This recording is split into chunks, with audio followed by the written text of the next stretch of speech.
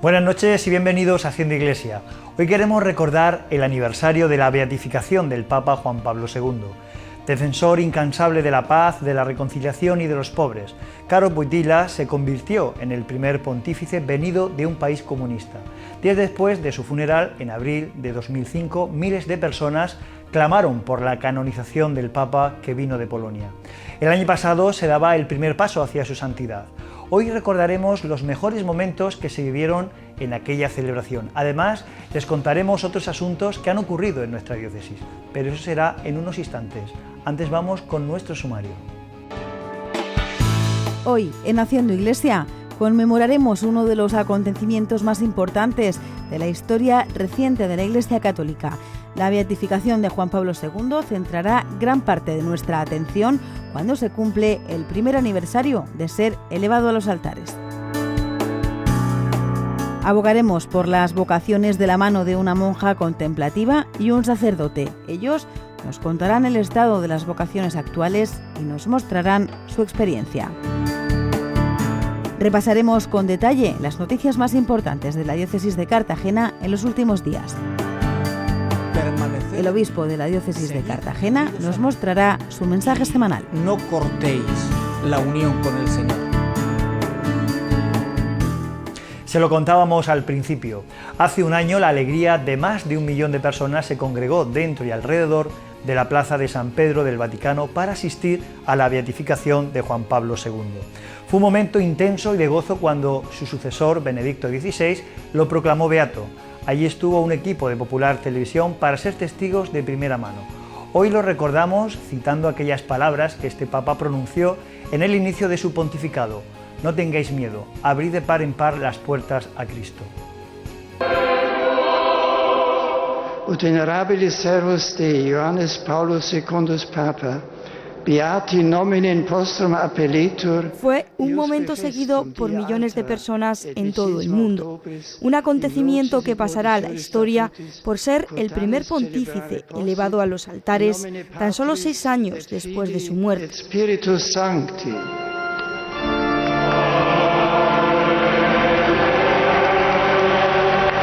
La beatificación de Juan Pablo II congregó a más de 1,5 millones de personas en torno a la plaza San Pedro del Vaticano.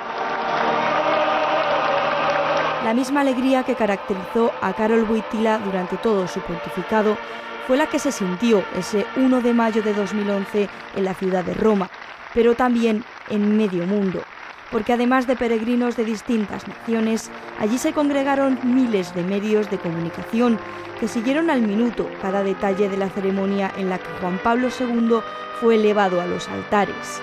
Imágenes que ahora volvemos a recordar porque se cumple el primer aniversario de una beatificación multitudinaria, un acontecimiento histórico que hoy se rememora con el mismo cariño y sentimiento con el que se recuerdan sus 27 años de pontificado. Pontificado caracterizado por su fuerza, su carisma y su incansable espíritu misionero y jovial. Esta fue la base de su vasto magisterio, un legado que ha dejado una huella imborrable en todos los que le conocieron. A través de las palabras de aquellos que tuvieron ocasión de encontrarse con él, nos acercamos ahora a la figura del beato Juan Pablo II. Karol Józef Wojtyła nació en Wadowice, un pueblo a 50 kilómetros de Cracovia. Hijo de una familia de clase media, Karol vino al mundo en 1920. Era el segundo de los 2 hijos de un militar y una maestra de escuela de origen lituano que murió cuando Karol solo tenía 9 años. Disciplinado y responsable, el pequeño Wojtyła era un excelente estudiante. Muy pronto demostró su gran capacidad de aprendizaje y liderazgo. Terminados sus estudios de enseñanza media, se matriculó en la Universidad de Cracovia y en una escuela de teatro.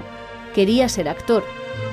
Pero cuando las fuerzas de ocupación nazi entraron en su Polonia natal, todo cambió.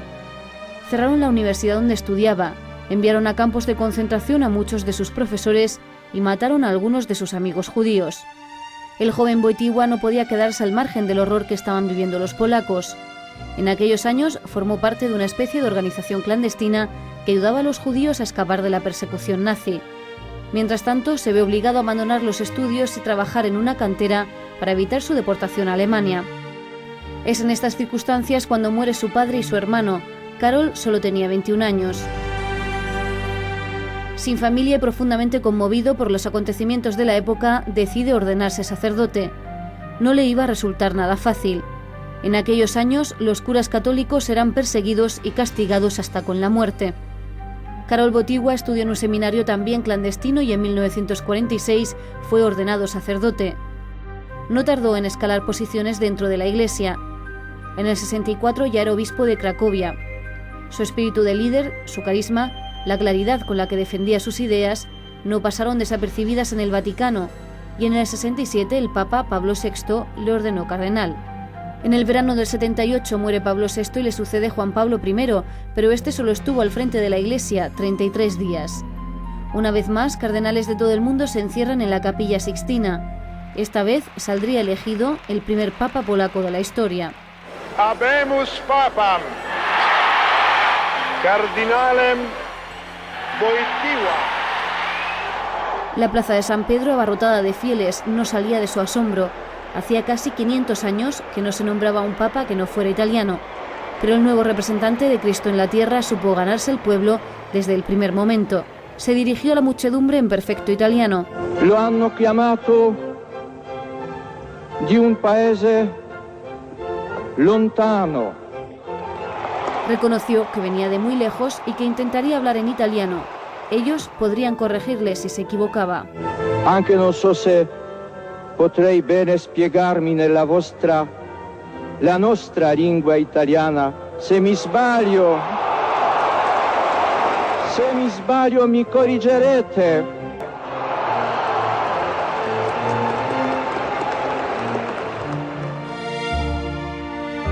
Los italianos se volcaron con el Santo Padre, y no solo ellos. Juan Pablo II se convirtió en un pastor de masas. Sus viajes y visitas pastorales fueron una muestra de ello. Era capaz de movilizar a miles, millones de personas, y por eso sus mensajes eran estudiados, analizados palabra por palabra. Juan Pablo II era un gran estadista y el mejor embajador que ha tenido el Vaticano. Un mensajero de la paz que recorrió más de 1 millón de kilómetros por 133 países. Se calcula que en sus 26 años de pontificado dio 3 veces la vuelta al mundo. El primer papa obrero de la historia nunca olvidó sus orígenes y por eso siempre quiso estar cerca de su pueblo, tanto que en 1981 casi le cuesta la vida. El turco Mehmet Ali Agca le disparó 2 veces en la plaza de San Pedro. Juan Pablo II se salvó milagrosamente. Meses más tarde y en un gesto sin precedentes, el Papa acudió a la cárcel para perdonar a quien había intentado matarle. Nunca llegó a recuperarse de las heridas de bala, sufrió un cáncer de intestino, se fracturó la cadera y en los años 90 se le detectó Parkinson. La enfermedad fue mitigando su energía, aunque nunca su tenacidad y su capacidad de trabajo. Sus colaboradores más cercanos aseguran que mantuvo sus facultades mentales intactas hasta el final. El 2 de abril de 2005 el Papa Juan Pablo II fallecía en la Ciudad del Vaticano a los 84 años. Los días que siguieron a su muerte fueron de conmoción en todo el mundo.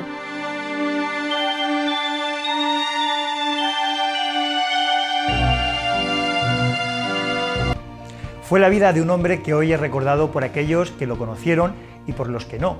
Muchos de ellos son los jóvenes que interpretan el musical Juan Pablo II.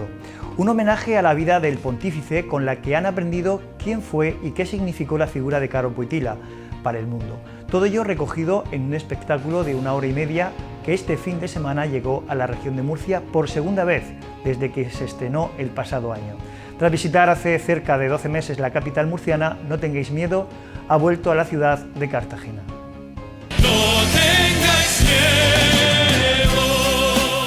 Con sus voces recrean la vida del Papa que cambió el mundo y lo hacen a través de los principales mensajes que marcaron el pontificado de Juan Pablo II. No tengáis miedo es el musical que repasa la complicada juventud y la madurez del que es conocido como el Papa de los jóvenes. Es esa personalidad recia, fuerte, marcada y troquelada por estos momentos dramáticos y de dolor de su vida, encajados perfectamente desde la fe en Jesucristo. Una fe que durante toda su vida consiguió difundir por todos los rincones del mundo. Karol Wojtyła supo llegar al pueblo a través del Evangelio.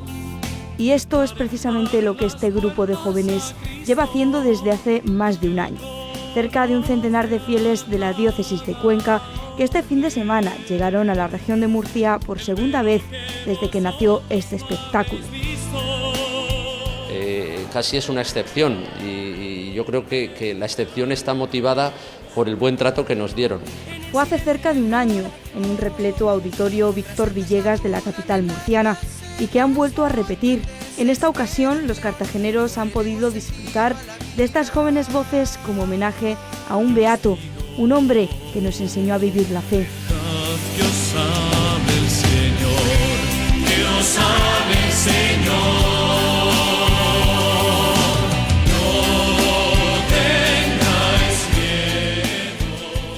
Su llegada a Cartagena coincide con el primer aniversario de la beatificación del pontífice, una fecha de alegría para este grupo de jóvenes de la diócesis de Cuenca que lleva más de un año recorriendo España con este homenaje a Caro Wojtyła. De esta experiencia y de muchas otras cosas hemos hablado con José Antonio Fernández, director y productor del espectáculo. Bueno, el musical Juan Pablo II pretende ser, ante todo y sobre todo, un homenaje y un gesto de reconocimiento y de cariño al Papa Juan Pablo II, que tanto nos ha dado y al que tanto admiramos, sobre todo una generación, ¿no? Es el Papa de nuestra vida, podríamos decir, los que tienen mi edad, más o menos en torno a los 40. Y además pues por ese cariño que le tenía a los jóvenes, por su dedicación y por su entrega total, ¿no? Casi hasta el extremo, ¿no? Bien, entonces lo que se puede ver en el musical es, bueno, a grandes rasgos, desde su juventud, concretamente desde que despide a su hermano cuando se va a la universidad, hasta el día que es elegido papa.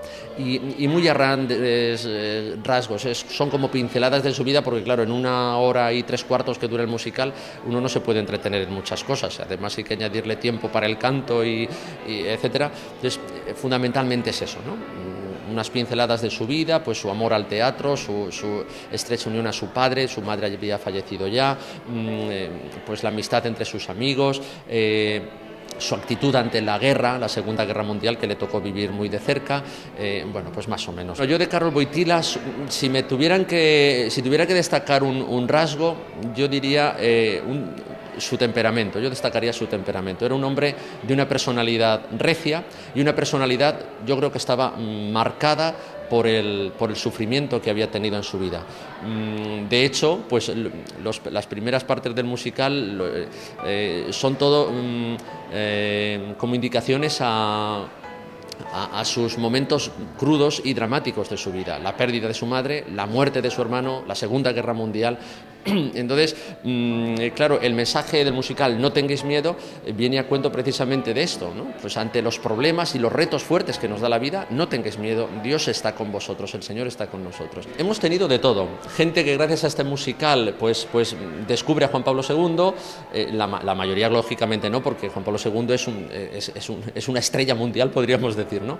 Pero sobre todo, y es lo más importante y lo que más agradecidos a Dios estamos, es que gracias al musical la gente se acerca a Jesucristo. Hay gente que se nos ha acercado llorando después del musical, diciéndonos, mira, yo tenía la fe un poquito adormecida, yo estaba un poquito alejado de la iglesia y me habéis devuelto las ganas de volver al Señor y de volver a la iglesia. Y esto es, de verdad, pues para nosotros, si es que Dios mío, con que esto solamente le haya ocurrido a una persona, entre las 25.000 personas que hayan podido ver el musical, bendito sea Dios, porque sobre todo el musical lo tenemos entendido y así lo vivimos como un instrumento de evangelización. Y lo ponemos a disposición de la Iglesia como un instrumento de evangelización. Y esta es la razón por la que nosotros vamos donde nos llaman, siempre que podemos, porque no solemos hacer más de una salida al mes, por motivos lógicos, los estudios de los chicos, esta gente trabaja en parroquias, están todos metidos como catequistas, coros parroquiales, y bueno, dejamos desmanteladas a las parroquias cada vez que vamos a hacer el musical. Siempre cuando las fechas están marcadas por algo, pues es como más entrañable. Recuerdo, por ejemplo, cuando vinimos a Murcia, que teníamos muy reciente lo del terremoto de Lorca, y desde luego veníamos con el corazón en vilo, ¿no? Y con el corazón encogido por aquella tragedia. Y bueno, y ahora con motivo del aniversario de la beatificación del Papa Juan Pablo II, pues otro motivo de alegría y de satisfacción.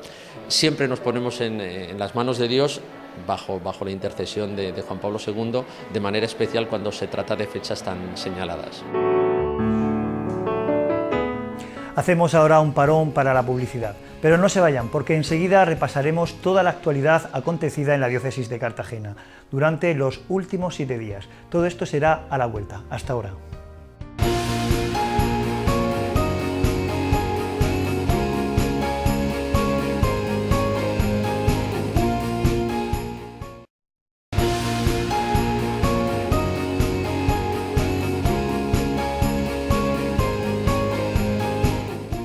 ¿Se imaginan realizar sus compras habituales ayudando a cientos de familias?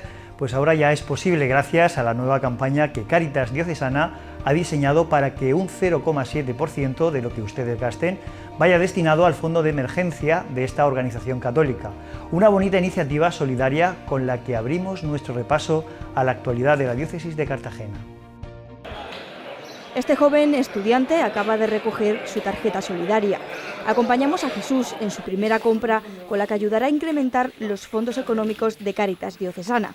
Compramos un libro que cuesta 20 euros, una pequeña cantidad que con esta tarjeta tendrá un coste adicional de un 0,7%, una cantidad simbólica destinada a la organización católica. Si te compras un libro de 20 euros serían 14 céntimos más que pagarías. Pagarías 20 euros con 14 céntimos. O sea que es simbólico, por eso, que muchos pocos hacen un mucho. Y por esa misma razón, Cáritas necesita que al menos se activen otras 5.000 tarjetas como esta. Por ello, se ha instalado en la Plaza Belluga de la capital un stand en el que se informa sobre esta campaña. Un espacio en el que los ciudadanos pueden además solicitarla de forma gratuita. Pero la campaña es eminentemente para sensibilizar, para compartir, para despertar ese espíritu fraternal que nos tiene que unir a todos. Porque con este gesto se puede paliar la situación de muchas familias murcianas. Se pagan aquellos alquileres, luz, agua, gastos de farmacia, etcétera, en ese tipo de conceptos que las Cáritas parroquiales no pueden pagar porque ya no les quedan recursos. Una hermosa iniciativa que sin duda incentivará nuestras compras.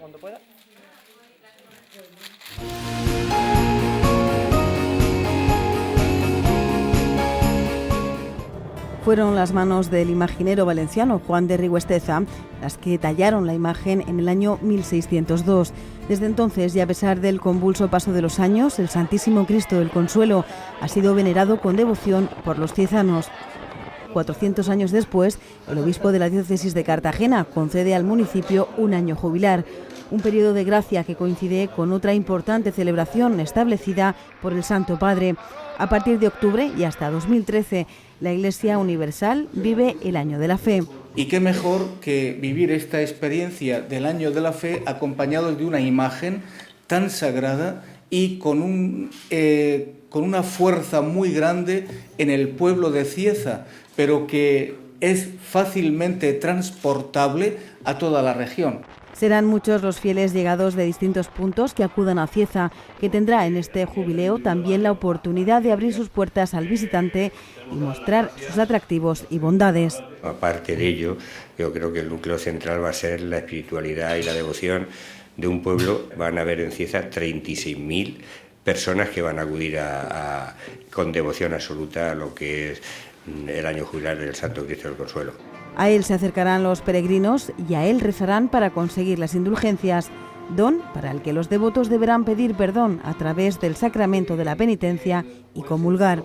Comulga es una manera de entrar dentro del misterio de Dios, del corazón de Dios, de vivir la experiencia de la fe y al mismo tiempo de sentirte iglesia en plenitud, ¿no? Luego rezar por las intenciones del Papa. 3 intenciones que van necesariamente aparejadas a la concesión de la gracia y de la indulgencia. Será el próximo 3 de mayo cuando la Basílica de Nuestra Señora de la Asunción de Cieza acoja la apertura de este año que llenará de esperanza a los fieles murcianos.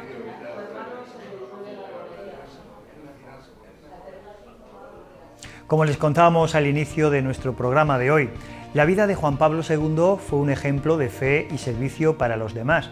Sin embargo, en la sociedad en la que vivimos, pensar en dedicar nuestra vida a Dios se percibe como algo extraño. Con motivo de la Jornada Mundial de las Vocaciones, que se celebró la semana pasada, Benedicto XVI ha hecho un llamamiento a proponer las vocaciones en la iglesia local. Nosotros hemos querido hablar con algunos de los que con valentía decidieron seguir este camino.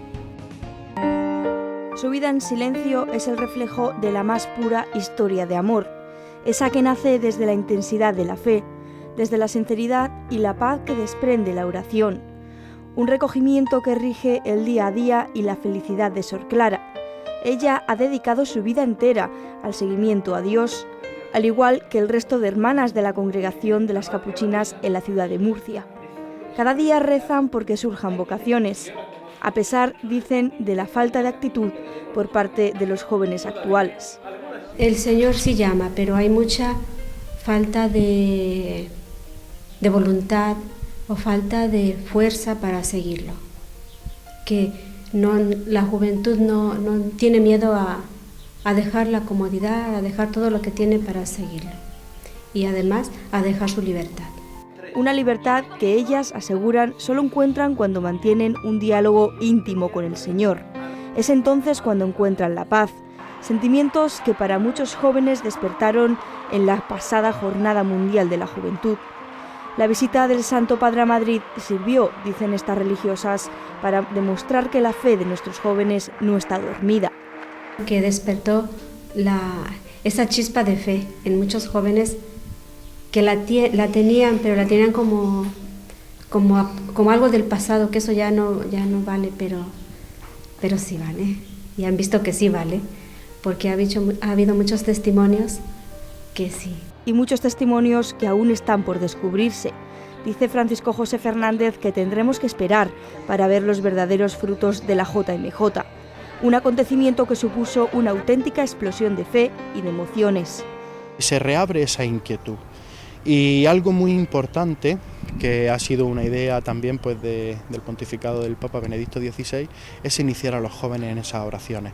Por eso en esas vigilias previas a la misa de clausura, la exposición del Santísimo, ese silencio que habla y ese silencio que rompe, yo creo que es un fruto que tiene que ir dando poco a poco. Evidentemente tampoco hemos de poner nuestras esperanzas en el triunfalismo de una jornada mundial de la juventud, sino que ha sido una semilla que se ha plantado y que después en las iglesias locales, en las comunidades parroquiales, en los movimientos, en las asociaciones, pues esa semilla debe de ir trabajándose, abonándose, regándose y cuidándola, pues para que pueda producir ese fruto. Y en las parroquias es donde está la fuente de la vocación, es donde nace la verdad de la fe que irrumpe en los corazones de los jóvenes sacerdotes, religiosos o simplemente laicos entregados a la colaboración cristiana. Por y para ello trabajan con intensidad desde la pastoral vocacional, llevando a cabo distintas actividades. Podemos entonar un himno de acción de gracias a Dios, porque una de las actividades fue el ayudar a esos jóvenes a iniciarse en la oración junto con la comunidad del seminario. Una vez al mes la comunidad del seminario permanece en vigilia de oración ante el Santísimo expuesto durante toda la noche por turnos. Pues esa primera hora, de 9 a 10 de la noche, se decidió que se abriera a toda la realidad diocesana para que pudiesen participar.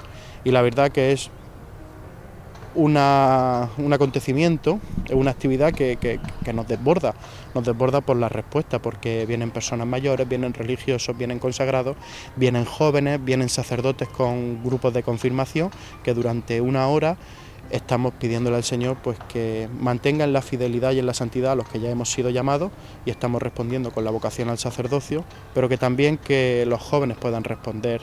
Una respuesta que no es nada fácil, y en esta tarea de apoyo espiritual nace el sentido de la Jornada por las Vocaciones, una iniciativa que propone la reflexión personal y el planteamiento de la importancia de que entre Dios en tu vida. Una hermosa jornada para reflexionar e incentivar a vivir con Cristo. Y esta es precisamente la invitación que nos trae Monseñor José Manuel Lorca Planes en su mensaje de esta semana. Con sus palabras nos convoca a vivir unidos a Él, tal y como dice el Evangelio de este quinto domingo de Pascua. Permaneced en mí, seguid unidos y no cortéis la unión, que sin mí no podéis hacer nada. El sabio es el que ha decidido permanecer.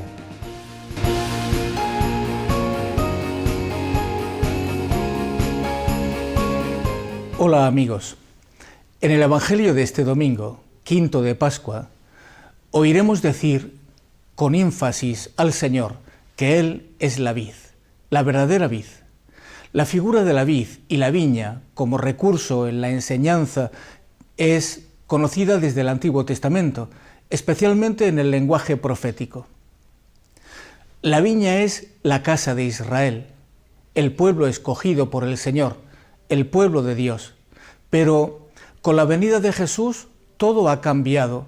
En vez de la imagen de la viña, ahora se habla de la vid. No son muchas vides las que forman la viña.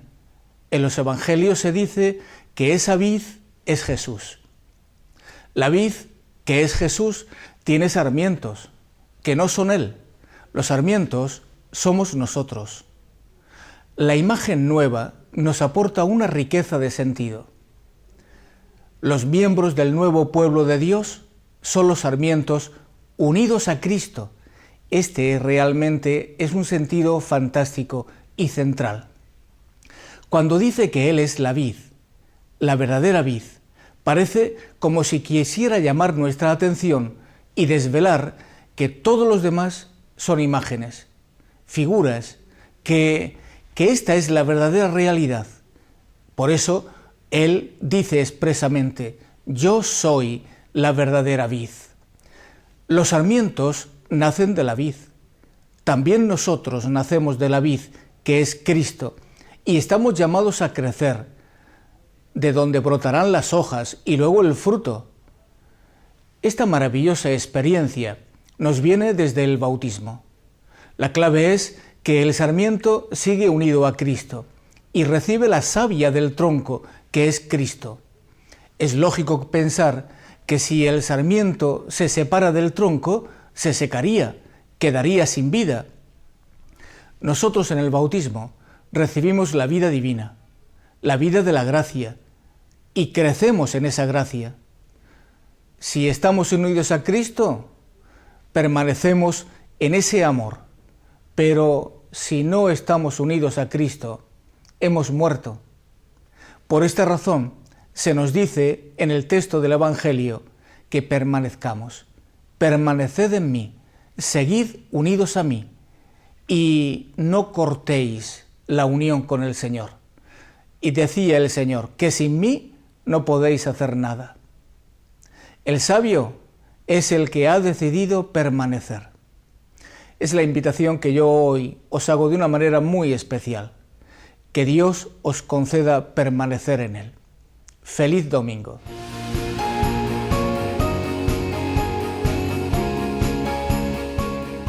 Quinto domingo de Pascua, que este año llega con el mes de mayo, mes en el que la primavera nos regala su cara más amable y hermosa, y también, desde la Edad Media, el mes que la Iglesia Católica dedica a la Virgen María, un tiempo consagrado a la Madre que en el siglo XIX universalizaron los pontífices Pío VII y Pío VIII.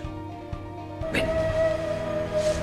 Concebirás en tu vientre y darás a luz un hijo, a quien pondrás por nombre Jesús. La dulzura de sus rasgos y la serenidad de su rostro, sinónimo de pureza que llega al corazón de sus hijos. Mujer humilde, María es recordada por los fieles como una mujer sencilla, generosa y delicada, que entregó la vida al cuidado de su hijo. Habría que recordar el Evangelio cuando desde la cruz el Señor nos invita a que la reconozcamos como madre.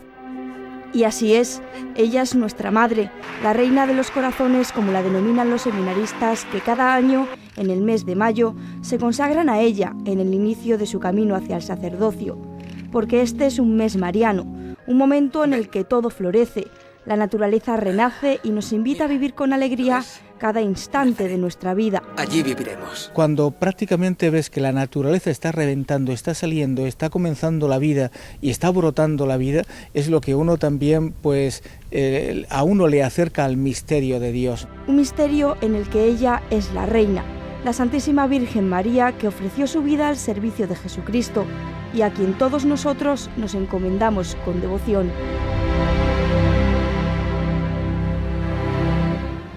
Y precisamente en torno a este mes mariano, la librería San Pablo nos recomienda El silencio de María de Ignacio Larrañaga, una obra que presenta la figura de María de una forma convincente y fiel a las fuentes del Evangelio.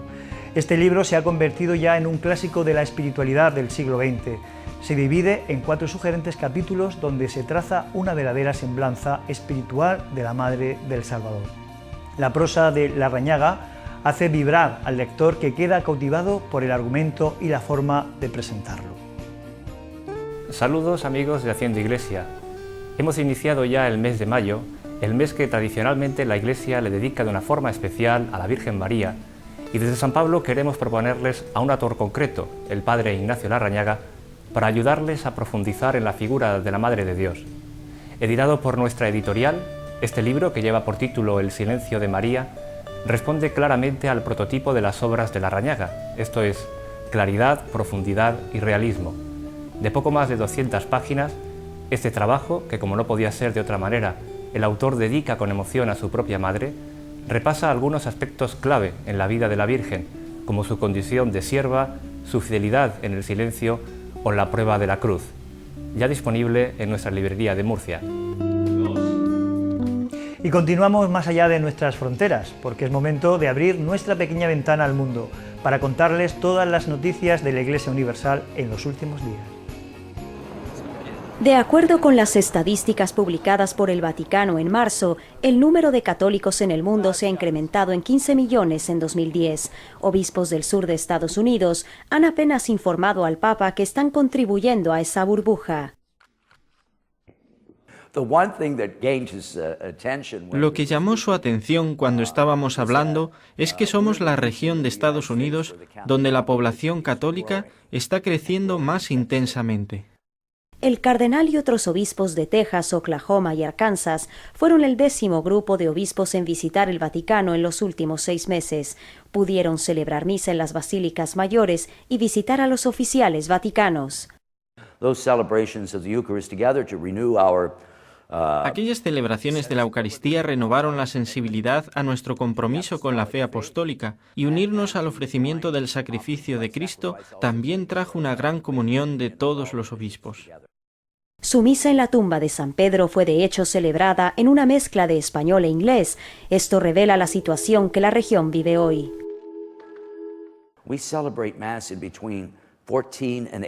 Celebramos misa en 14 y 18 idiomas cada fin de semana. Hay una amplia variedad de confesiones católicas en la arquidiócesis de Galveston, Houston. Tenemos situaciones análogas también en Dallas-Fort Worth y hasta cierto punto en Austin. El sur es un lugar al que mucha gente del mismo país está acudiendo. Se están moviendo de la región norcentral y el noreste, pero también recibimos un gran número de gente fuera de Estados Unidos, ciertamente de México y el centro y el sur de América, pero también de la cuenca del Pacífico. Houston tiene la mayor población vietnamita fuera del condado de Orange, California. 135.000 vietnamitas en Houston, de los cuales aproximadamente 30.000 son católicos. Por cierto, tenemos muchos catecúmenos de la comunidad budista vietnamita. Es muy interesante lo que sucede ahí. ¿Cuál es la diferencia para las diócesis de Texas? Encuentro que la gente es muy positiva acerca de su fe católica, quizá porque vienen de diferentes lugares. La Iglesia Católica en Texas tiene una larga historia, pero tienes que recordar. Miremos una ciudad como Houston. Hace 25 o 30 años, entre el 10 y el 12% era católica. Hoy lo son entre el 23 y el 24%. Ha habido una gran afluencia de gente, una mezcla de personas de todo el mundo y de otras partes del país que producen un gran enriquecimiento y un sabor positivo al catolicismo. Además, esa informalidad texana es para mucha gente muy acogedora, que estamos descubriendo en nuestra fe católica. Un ambiente acogedor para la gente es muy importante. Después puedes profundizar más en términos de formación y catequesis. Mi diócesis tiene un número de aquellos movimientos internacionales presentes. Tengo una anécdota. Cuando me preguntan sobre algunos movimientos, yo digo, no estoy seguro, pero lo averiguaré la próxima semana, porque ellos están también en la arquidiócesis, puesto que tenemos todo lo que va desde África hasta Filipinas y Europa.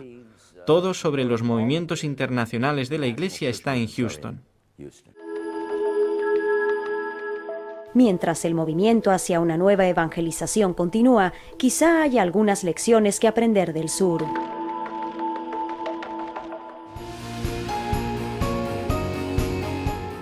Montserrat es un monasterio benedictino con casi 1000 años de historia, alrededor del cual ha crecido un santuario mariano. La presencia espiritual de Santa María, el seguimiento del Evangelio según la regla de San Benito y la acogida de los peregrinos marcan la vida monserratina. Este centro espiritual mariano está situado en Cataluña, España.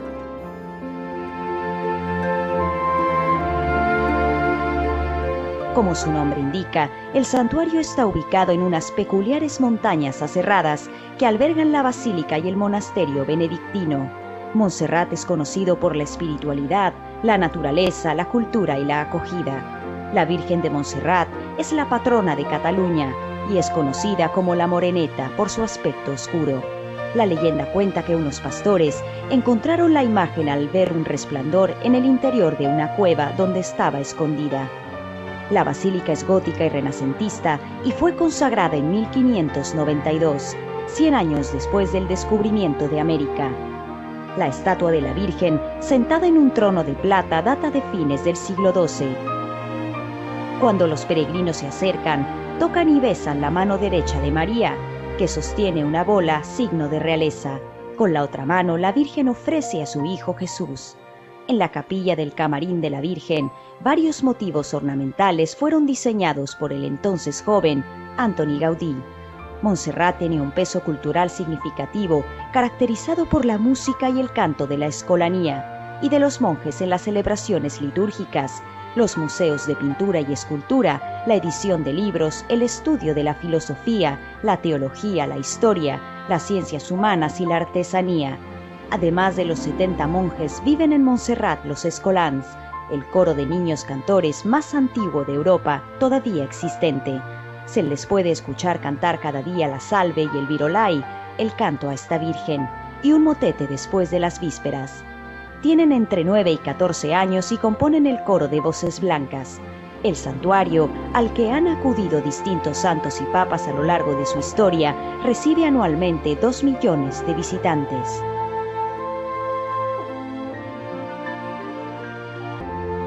Señor Dios, dispensador de todo bien, tú que haces famosa esta montaña, elegida para una especial devoción a la gloriosa Madre de tu Hijo, Nuestra Señora de Montserrat, concédenos la gracia de ser auxiliados por el socorro de María Inmaculada, siempre Virgen, con el fin de llegar a la montaña que es Cristo.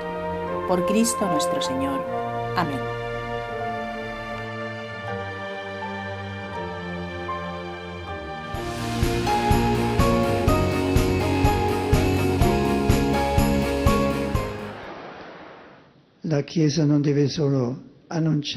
La Iglesia no debe solo anunciar la palabra, sino también realizar esa palabra que es caridad y verdad. Y en segundo lugar, estos hombres no solo deben gozar de buena reputación, sino que deben ser hombres llenos del Espíritu Santo y de sabiduría. Es decir, no pueden ser solo organizadores que saben hacer, sino que deben obrar en el espíritu de la fe con la luz de Dios, en la sabiduría del corazón, y por tanto su función, aunque sea solo práctica, es sin embargo una función espiritual. Los apóstoles toman esta decisión. Se eligen 7 hombres. Los apóstoles rezan para pedir la fuerza del Espíritu Santo y después les imponen las manos para que se dediquen de modo particular a esta diaconía de la caridad. Si los pulmones de la oración y de la palabra de Dios no alimentan la respiración de nuestra vida espiritual, corremos el riesgo de ahogarnos en medio de las 1000 cosas de cada día. La oración es la respiración del alma y de la vida. En el diálogo con Dios, también cuando nos encontramos en el silencio de una iglesia o de nuestra habitación, estamos unidos en el Señor a tantos hermanos y hermanas en la fe, como un conjunto de instrumentos que aún en su individualidad elevan a Dios una única gran sinfonía de intercesión y de alabanza. Una única grande sinfonía de intercesión y de lode. Nos acercamos al final de nuestro programa de hoy, no sin antes contarles nuestra agenda para los próximos días. Así que ahora cojan lápiz y papel para apuntar los actos que tendrán lugar la próxima semana en la diócesis de Cartagena. Les recordamos que pueden seguir enviándonos sus eventos a haciendoiglesia@populartvmurcia.com. Mañana, jueves 3 de mayo, misa en la parroquia de El Salvador de Caravaca con motivo del Día de la Santa Cruz. Será a las 10:30 de la mañana. También el jueves 3 de mayo, apertura año jubilar de Cieza. Será en la Basílica de la Asunción a las 5:30 de la tarde. Y también el jueves 3 de mayo, conferencia bajo el título La resurrección de Jesucristo, ¿en qué afecta hoy a la vida de los cristianos?, por el profesor del Instituto Teológico San Fulgencio, Ginés Pagán. Será a las 7 de la tarde en la Facultad de Letras de la Universidad de la Merced de la capital. El viernes 4 de mayo, jornada de formación permanente impartida por el secretario de la Comisión Pontificia para América Latina, don Guzmán Carriquiri. Será a las 11 de la mañana en el Centro de Estudios Teológicos de la capital murciana. El sábado 5 de mayo, consagración a la Señora en la Capilla Mayor del Seminario Diocesano de San Fulgencio de los nuevos seminaristas mayores. Será a las 12 de la mañana. Y el lunes 7 de mayo se abre el ciclo de conferencias Fe y Ciencia, un diálogo necesario, organizado por la Delegación de Pastoral Universitaria. Tendrá lugar a las 7:30 de la tarde en el Centro Social Universitario Campos de Espinardo. Del 3 al 7 de mayo, Semana Cultural en el Colegio La Milagrosa de Espinardo. Hemos llegado casi al final de este programa en el que hemos recordado la figura de Karol Wojtyla. Nosotros lo dejamos aquí, pero ya saben que pueden seguir informados a través del programa El Espejo de la Iglesia de nuestros compañeros Antonio Castaño y Cristina Abad. Hoy nos vamos a despedir con algunas de las mejores imágenes de la ceremonia de la beatificación de Juan Pablo II el Grande. Con ellas les dejamos, pero recuerden que volveremos fieles a nuestra cita el próximo miércoles. Hasta entonces, feliz semana.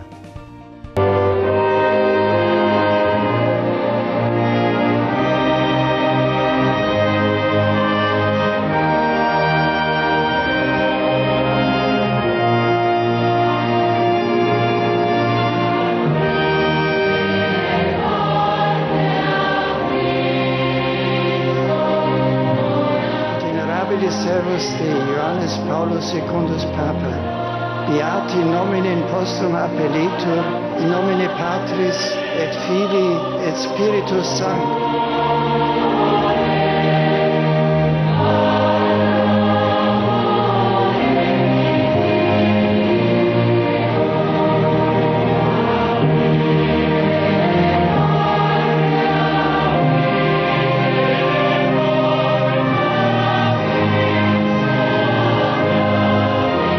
Non abbiate paura, aprite, anzi spalancate le porte a Cristo.